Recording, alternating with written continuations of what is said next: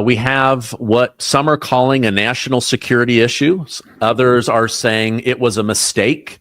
We've got the head of the CIA and the director of national intelligence, John Ratcliffe and Tulsi Gabbard on Capitol Hill, testifying about the Pete Hegseth, Mike Walls situation. To help me go through all that, I have journalist Charlie Spiering from Daily Mail. Charlie, thank you for joining me again. You bet, Stephen. Good to be back. So Charlie is a senior political reporter in Washington, D.C. with Daily Mail. He's also the author of Amateur Hour about the life and rise and fall, I guess now, of Kamala Harris. That's right.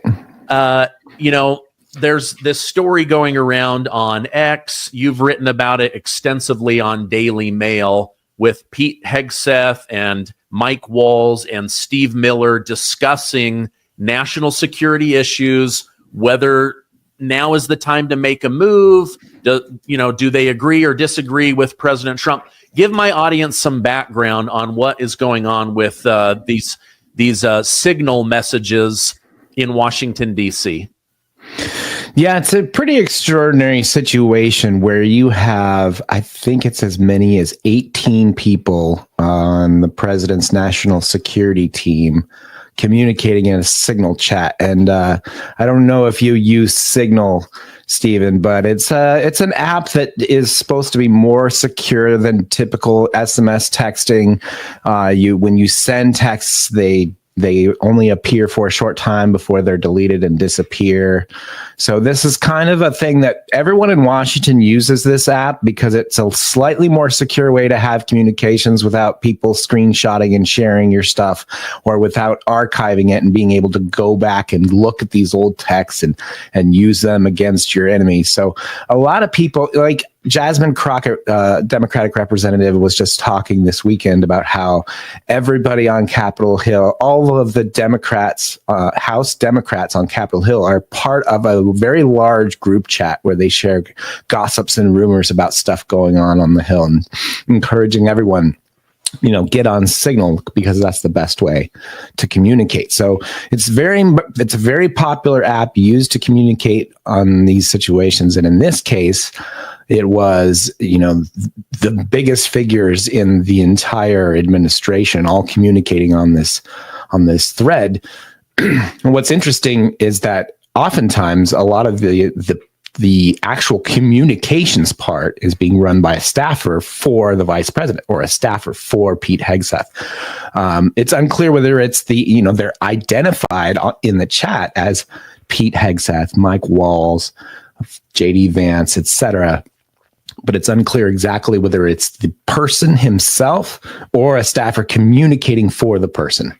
And in some cases in this article, so the Atlantic, so the only reason this is public, the only reason we know anything about this is because they inadvertently, whoever was either Mike Walls or a staffer working for Mike Walls, inadvertently added Jeffrey Goldberg's Signal identity to the chat.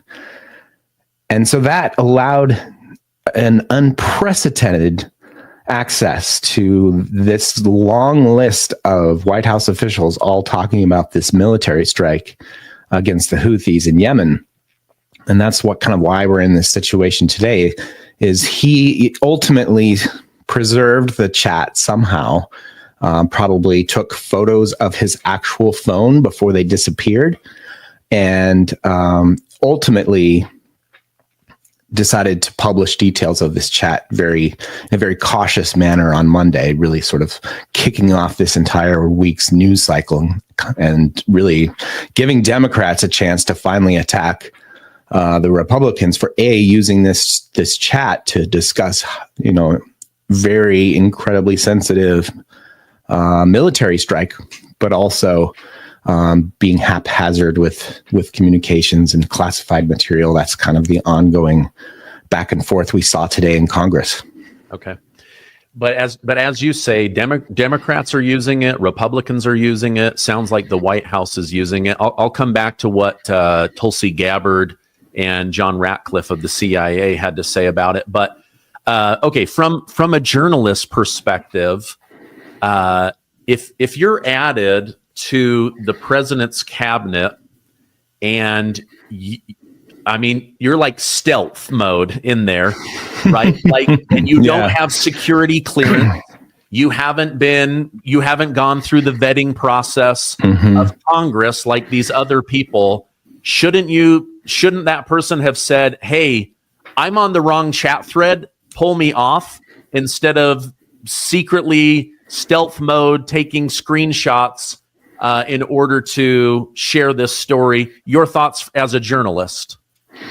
As a journalist, this is something that falls in your lap. What do you do? Yes, you find anything newsworthy to report. Now, this happens. This is how journalists work, right? They work with sources on Capitol Hill, in the intelligence community, especially people like Jeffrey Goldberg of The Atlantic, who's the editor-in-chief of The Atlantic, fashions himself as one of the premier experts on national security. So if you're added to it, there's a reason why Mike Walls and staffer for Mike Waltz has Jeffrey Goldberg in his Signal list of contacts, because he considered, most people in Washington highly revere his reporting on national security, and he's been able to tease out a number of scoops that Republicans can't stand, and certainly they don't trust his reporting on some of these issues. The most famous one was the infamous suckers and losers comment that Jeffrey Goldberg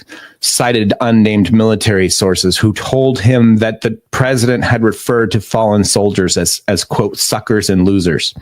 That was a very powerful story that the Democrats used to pound Trump into oblivion. You remember Joe Biden famously tried to deploy it during his disastrous debate to sort of really highlight how terrible the president was.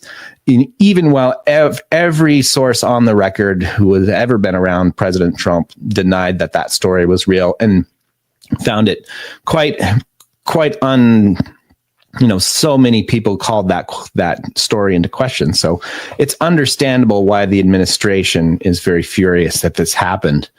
But as you said, if you are sort of received this information as a journalist, I think that you certainly have a reason to publish it for any sort of newsworthy opportunity. In this case, Goldberg felt like they were being too cavalier about classified information and really thought he could weaponize this against the Trump administration, make them look foolish, silly, bad, cavalier about a very serious operation. At the very least, this has sort of called into question a little of their communications habits. And I think that ultimately could be a better thing for national security if they are thinking twice when they're adding people to the chat. That's a good thing. If they are thinking twice about talking or sharing information over Signal instead of the typically organized communication, secure SCIF communication systems that the government's created to make sure that this information is more secure. I think ultimately there's a little bit of value there. Okay. Yeah, no, I agree. Like every thing that humanity has gone through, the mistakes are what have made us better. President Trump had an interesting reaction. First, he said, "I don't really know what Signal is. I don't use that." And then once he was briefed on it, he was like, "Okay, listen, this is a mistake, but I'm not firing anybody. We're just going to move forward."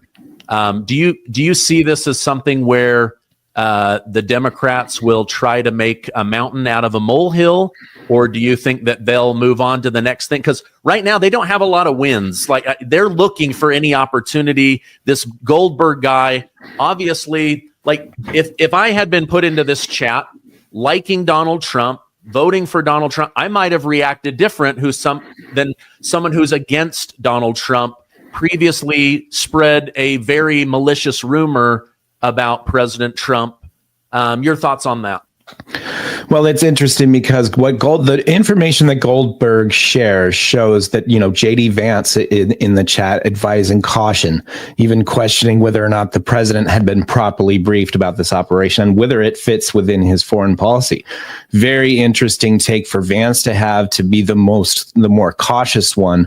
Also, Hegseth, it also calls into question his judgment. Defense Secretary Pete Hegseth for, Goldberg does not share the actual information. He says it's classified operational information that he will not share publicly on his article, but he affirms that they were quote unquote war plans. And you see that Democrats and Jeffrey Goldberg are now harping on this idea that he shared quote unquote war plans. The White House denies that Hegseth shared quote unquote war plans, and Hegseth himself denied the same thing. So we really don't know unless we see the actual text and image of what was shared. Now, the White House could technically do that, but at the same time, signals used to sort of destroy these messages so they can't be archived, saved, or shared. So that really the only person who has this technically, theoretically, the only person that has this is perhaps Jeffrey Goldberg, who, may have saved an image or, recreated what he saw or wrote down what he saw. And so it really is up to them. It'll be interesting. Democrats are demanding that the White House release the data here so that they can make sure that there was not any classified data. It's quite possible that some classified information was shared. That's why you have the Trump officials kind of hesitant and elusive about whether or not, you can tell when these figures, when they're asked a question about whether there was classified information shared, when they hedge their response by, I don't believe there was, or I don't think there was, or it's my understanding that there was not. They're leaving it open to interpretation in case the further details come out that they can later say, well, I forgot, or I was mistaken. That's kind of why we're seeing the back and forth. That's why Democrats feel like they really got something, and that's why they're going to keep pushing this as far as it'll go. Okay. Charlie, let me take just a quick break. I hate to say it, but the US dollar isn't as strong as it used to be, and our government is the reason why. Under President Biden, the dollar lost over 30% of its buying power. I feel it, you feel it. Meanwhile, inflation continues to be a thorn in my side, and the cost of everything remains high. But gold and silver also had a nice run over the last 4 years. Think about this. If you had to bet on which would be worth more 20 years from now, gold or the US dollar, history already tells us it's going to be gold. Let the team of experts at Colonial Metals Group help you protect your family's future. Their level of professionalism is second to none. They make it super easy to understand the value of buying and holding gold and silver. Maybe you're just getting started, or maybe you already have a 401k or an IRA. They can help. Or maybe mom and dad have said, hey, how do we want to protect and pass this money? Gold and silver are a great option. Now, we've put together a special opportunity for my community. You will get a free safe and up to $7,500 in free silver. I want you to give them a call at the 800 number. Click the QR code with your camera or visit colonialmetalsgroup.com/Stephen-Gardner. Gold and silver are a great way to protect and grow your money. Let me touch on the JD Vance, Vice President JD Vance, because I learned about that from reading your article on Daily Mail. So thank you for putting that out. So my take on it was, because I saw other people made commentary on your article saying, oh my gosh, JD Vance is on a different page than Donald Trump. JD Vance is getting ready to betray Trump. That's like the negative side of it. The other side, and I kind of lean this way, was, of course, they have differing opinions. They don't have the same brain. A vice president would say, okay, wait a minute. You campaigned on being the president of peace. We're now in our first 60 days going to bomb in the Middle East. Does that line up? Is the timing of this correct? Do we really want to pick a fight that could end up in a fight with Iran? So for me, I kind of looked at it, and even these signal chats that I did see, it looks like it's advisors going back and forth with opinions, but they're all very supportive of Trump having the final call, trying to uphold the Trump agenda, but also making sure he's not like shooting himself in the foot. How did you take these messages? Yeah, we really kind of talked about this headline, and I think we went with JD Vance split with Trump. And even though he didn't, officially say, I disagree with Donald Trump on this issue, he demonstrated that, the whole reason this chat was created was because the president had decided to move towards a military strike against Yemen. And that was sort of the timeline, was that the president had already approved the strike, and that Michael Walls was adding everybody into the chat to sort of talk about the next step. So it's completely normal for a vice president to be like, whoa, is this really what we want to do? Has the president been briefed? Are we doing it for the right reasons?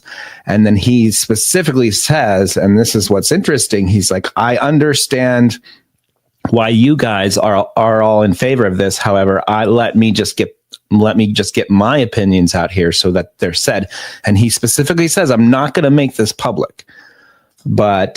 And then he sort of goes on to say, why he doesn't believe it's the wise thing to do, citing, if we bomb in the Middle East, it's quite possible gas prices will go up.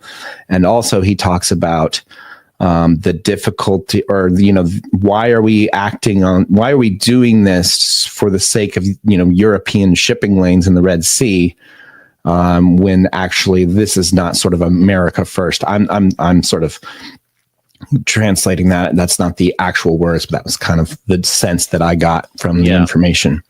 I got the same sense, where it was like, okay, again, you said you're a peacetime president, America first. Just does this military action 60 days into your presidency, does it align? And again, I saw it as, professionals going back and forth. Stephen Miller gave an opinion. JD Vance gave an opinion. So, these are kind of, if anything, we got to see behind the curtains of how the top leadership makes their decision. Should we have been able to see that? Probably not, right? And that's where that's where the Goldberg Politico thing comes in. I want to hit some other topics, but I just wanted to show what some different people up on Capitol Hill are saying. So Tulsi Gabbard is saying that her team has confirmed no classified information was shared, and she wholeheartedly believes that The Atlantic was doing a hit piece. She's the director of National Intelligence. The new director of the CIA, John Ratcliffe, he went on to say this is not Watergate 2.0. There's not going to be a cover-up. They've already admitted that these messages existed. The thing that I thought was interesting, let me go down and see if I can find this. Oh, he says that one of the first things that happened when I was confirmed as CIA director was Signal was loaded on my computer. One of the things that I was briefed on very early was the use of Signal was a permissible work use. It is. So he seems to be saying more that, hey, listen, like this was preloaded and I was told to use this. So I think that's where the Democrats are going to maybe lose some of their firepower. Where they might get that firepower is, but you messed up and allowed a journalist that shouldn't have seen behind the curtain to see behind the curtain. Your thoughts on that? Yeah, I think that's right. I think that, this is kind of, and this is why Democrats are so upset by it, because they were crucified. Hillary Clinton was crucified for having, her emails with classified information traveling back and forth through an unsecure server. And that effectively, questions about her emails and how she deleted and bleach bit her emails was kind of almost lost her the election. If you remember, in 2016, it was such a huge issue. So Democrats, anytime this kind of thing comes up, were absolutely outraged at what they see as a double standard. So you can definitely tell, like, they're very angry and they think that they've got something that will hurt the Trump administration politically. However, the DC is evolving somewhat insofar as we know that the Biden administration used Signal. We know that the Biden administration has approved the use of Signal for some communications, not all. And certainly you're going to have this case that, perhaps if they can create the feeling that, the Trump administration officials are communicating in ways to hide the details from Congress, I think that's a perception that the Democrats definitely want to get out there. Okay. I mean, government is never going to be perfect. And, like remember when Antony Blinken, I think he went to Ukraine or Israel, and he was, supposed to be doing these like high level, like save the world meetings. And instead he went to a bar and was playing the bass guitar, and everybody was like, what is this guy doing? I was like, okay, well, this was his downtime. So if you're expecting people to be perfect, none of them are going to be perfect. But Bill O'Reilly said last night on his show, this is a big mistake, but not a national disaster. He said, from what I know of President Trump, he was probably ripped a new one privately, and then publicly Trump will say, we're going to move on from this and continue to run the country. So, okay. You had brought up Representative Jasmine Crockett earlier. Right now, she is in the media for saying we need to take down Elon Musk. She's calling for hundreds of protests at Tesla dealerships to disrupt business. She said Ted Cruz needs to be punched. She then said he needs to be hit over the head. And then earlier, she was caught mocking Texas Governor Greg Abbott, who is wheelchair bound, calling him Governor Hot Wheels, not, I guess, realizing, mocking somebody that's in a wheelchair is not good. What are your thoughts? This has been a rough week for Jasmine Crockett.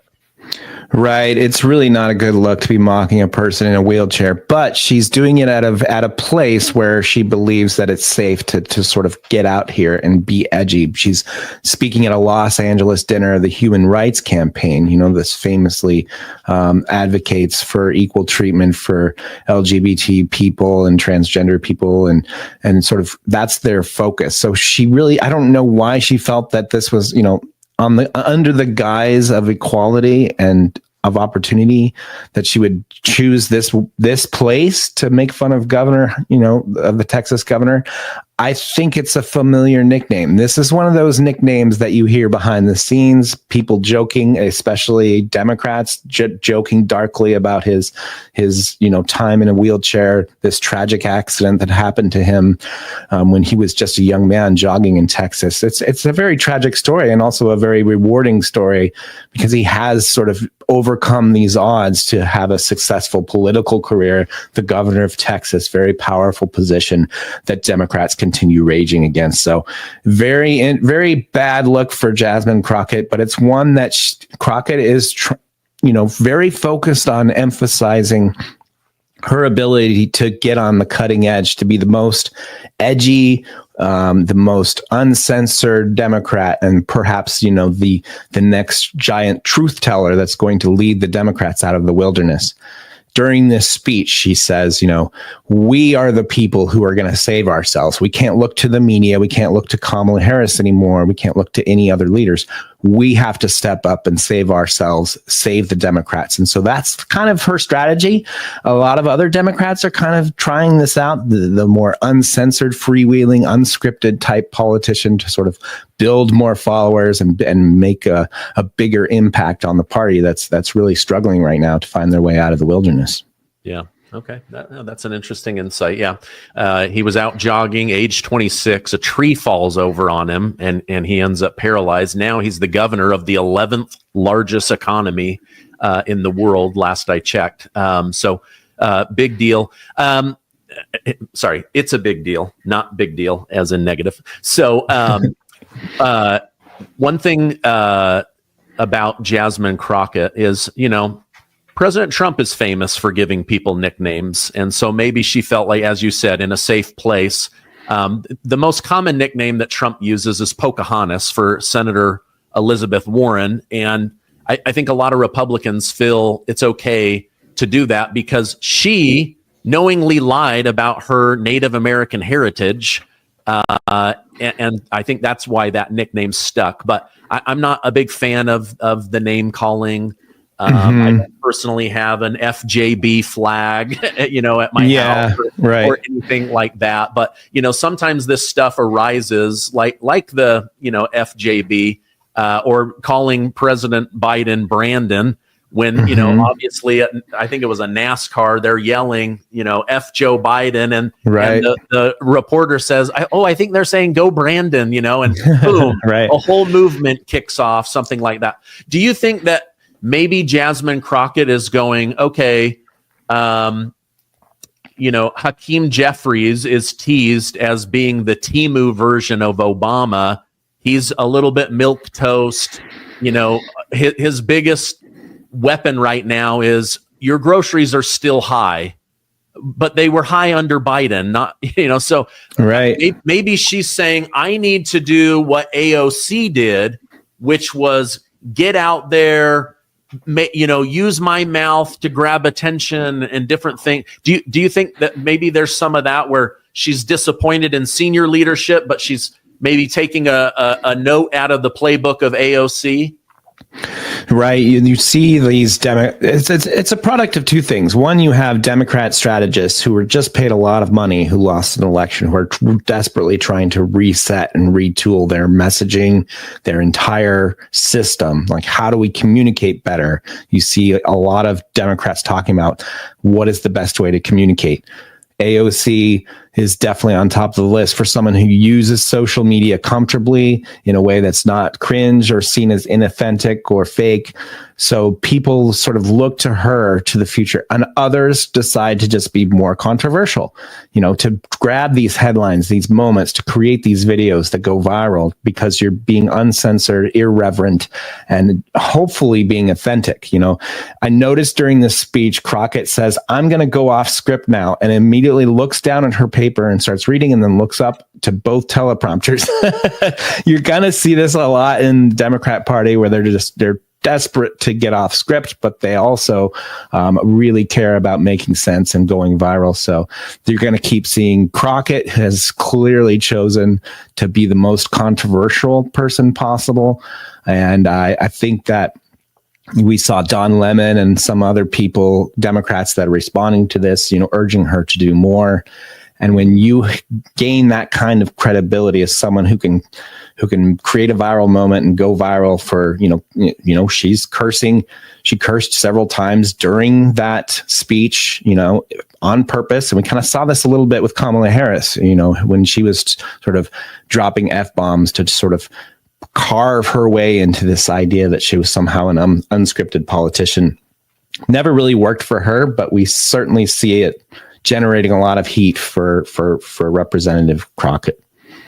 Jamal Bowman, he lost his election, but up in New York, he was going around with AOC and he was dropping F-bomb after F-bomb about Trump.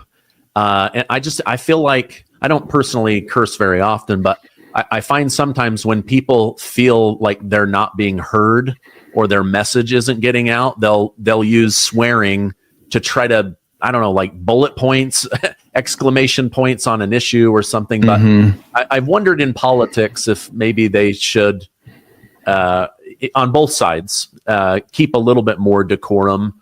After all, they're leading families in America, let me, I don't have any details on this. I know you don't either. This is just a breaking news story, but Laura Loomer says, Democrat Congresswoman Jasmine Crockett just assaulted my DC correspondent, Charles Downs. I've instructed him to press charges against the Congresswoman. The assault was captured on video coming soon. And then she tags Speaker Mike Johnson. I don't know anything. Might be a story when we get off to look into. But she continues to grab right herself, it looks like. Right. This is a situation where we now have a lot more right-wing influencer media traveling the halls of Congress, sort of crawling around DC, trying to get these officials on camera. This is a classic situation of, some influencer with a camera turns on the phone, starts asking the Congresswoman questions. She tries to ignore, she tries to walk by. He keeps following, keeps asking questions. That looks bad for a member of Congress when they refuse to answer the question. And so instead, she sort of reaches up, slaps away the phone. And that's ultimately, when you do that, that's license for a journalist to claim that you've assaulted them just for answering questions. When you knock the phone out of their hands or touch their person, or maybe the security person shoves you away, then that's just a very bad look for a member of Congress. And when you just won't answer any questions, and certainly she chose to do the latter rather than, calmly answer the question and move on with her day. Yeah. I'm also not a fan of journalists like putting people in situations. It's kind of like, I don't like when people film police interactions, and it's like trying to make the police officer do something bad. I don't know. I personally, I don't like that approach. Okay, final question, Charlie. I appreciate you coming on, and everybody should check out Charlie's articles on Daily Mail. I'm going to put a direct link down below. He's broken some really incredible stories, including some of the biggest details of the Butler assassination attempt. So, Democrats, I've noticed they're kind of pushing this narrative that Trump voters are having buyer's remorse or voters' remorse. However, then you go over to CNN and they release a poll showing that the majority of Americans are happy with the specific campaign promises that he's made good on, or showing effort to make good on. And his approval rating went up only 1 point, but still it went up. Is this a narrative that they're trying to craft? Right. You are going to see some dissatisfied voters, and certainly the polling will come through. People who actually answer the polls again. This is kind of the narrative that, inevitably, when a president takes office at the height of his popularity, inevitably there will be, that popularity will trickle up or down a few points. We certainly saw this with Biden in the beginning of his presidency. He also was polling fairly well until the disastrous exit out of Afghanistan really sort of cratered his numbers, and he never really recovered since then. He'd really demonstrated that, Americans had seen enough at that point, and then his approval ratings dipped down considerably. So you're going to have a little 4 points up, 4 points down.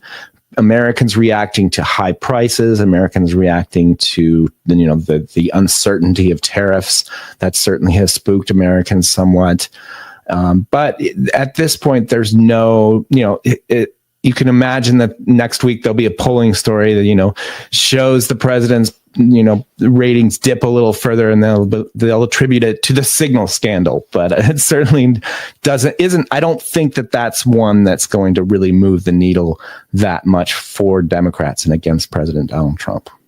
Yeah, well, especially where he wasn't in the chat and he's not trying to cover it. I think that's probably why the head of the CIA said this is not a Watergate 2.0. Like they're not trying to cover anything up, but we do need to learn from this. We do need to tighten security, things like that. Charlie, I always enjoy our conversations. I think this is our 4th or 5th interview, so I appreciate you taking time out of your day. If you guys want to learn more about Kamala Harris, she might be running for governor. He's got a book out, Amateur Hour, that goes through her life, her career, the good, the bad, the ugly. You also write for the Daily Mail. And I will put direct links there. Where else can people follow you online? Follow a lot of my political stuff at Charlie Spiering on X, and certainly, Stephen, we really appreciate coming on your show. It's always have a good time, and happy to do it anytime.